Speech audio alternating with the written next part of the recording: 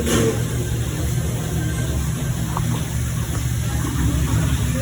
Nasa warranty niya.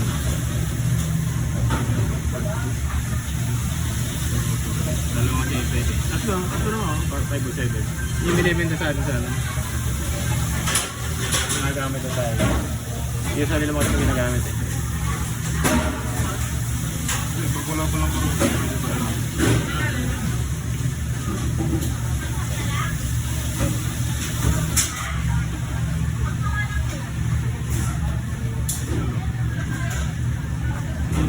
Nabulit yan.